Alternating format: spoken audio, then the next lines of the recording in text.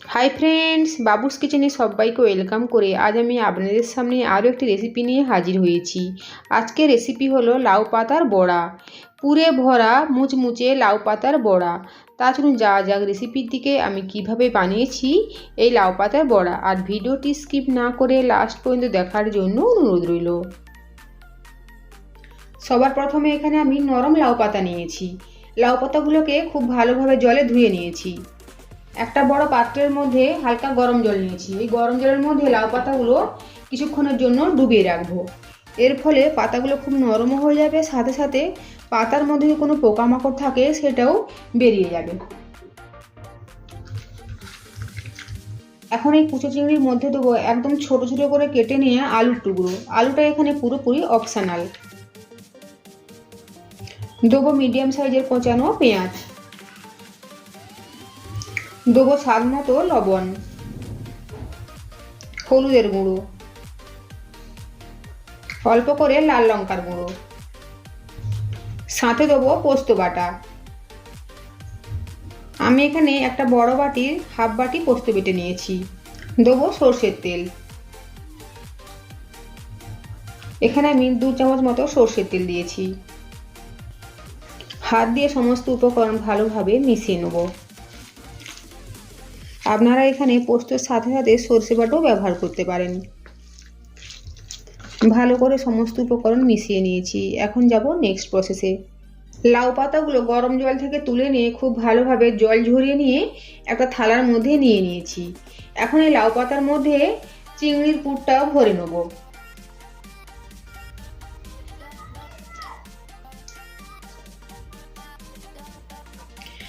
পুরটা ভরে নিয়েছি। এখন লাউ পাতাটা মুড়ে নেব।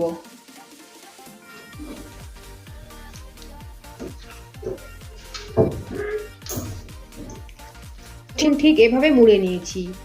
এখন প্রতিটা লাউ পাতার মধ্যে চিংড়ির পুরটা ভরে নেব। আর লাউ পাতাকে মোড়ার পরে ঠিক এভাবে উল্টো করে রেখে দেবো, নইলে খুলে যাবে। দেখুন প্রতিটা লাউ পাতার মধ্যে পুর ভরে নিয়েছি। এখন যাব নেক্সট প্রসেসে। এখন একটা ব্যাটার বানিয়ে নেব। একটা পাত্রের মধ্যে আমি প্রথমে দেবো 3 চামচ পরিমাণে চালের গুঁড়ো, দেবো 3 চামচ বেসন,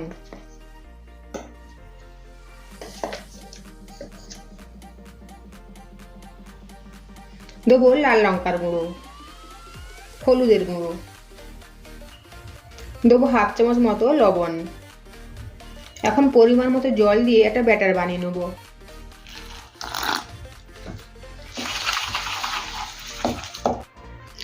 দেখুন ব্যাটারের ঘনত্ব ঠিক এভাবে হয়েছে। এখন যাব নেক্সট প্রসেসে। ব্যাটারে ডোবানো লাউ পাতাগুলো ভাজার জন্য কড়াইতে তেল গরম করতে বসিয়েছি। এখানে আমি সাদা তেল নিয়েছি, আপনারা চাইলে সরষের তেলও ভাজতে পারেন। গ্যাসের ফ্লেম হাই রেখে তেল গরম করে নিয়েছি। এখন গ্যাসের ফ্লেম লো টু মিডিয়ামে করে দেবো। আর পুরে ভরা লাউ পাতা এভাবে একটা ব্যাটারের মধ্যে ডুবিয়ে নেব আর তেলের মধ্যে ছেড়ে দেবো।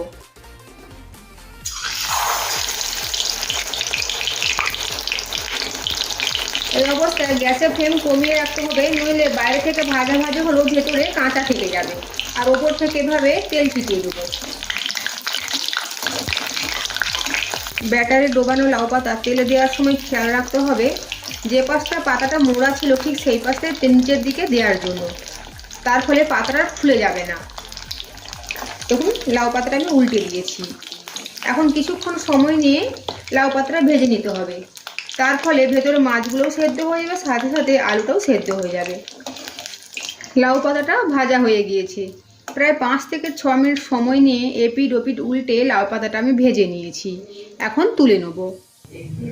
একইভাবে আরও একটা লাউ পাতা ব্যাটারে ডুবিয়ে তেলের মধ্যে ছেড়ে দেবো। ওপর থেকে এভাবে তেল ছিটিয়ে দেবো। ঠিক একইভাবে বাকি লাউ পাতাগুলো ব্যাটারে ডুবিয়ে ভেজে নেব। আজকের আমার এই পুরে ভরা লাউ পাতা ভাজা যদি আপনাদের ভালো লেগে থাকে তো অবশ্যই কমেন্ট করে জানাবেন কেমন হয়েছে। সাথে সাথে লাইক, শেয়ার ও সাবস্ক্রাইব করার জন্য অনুরোধ রইল।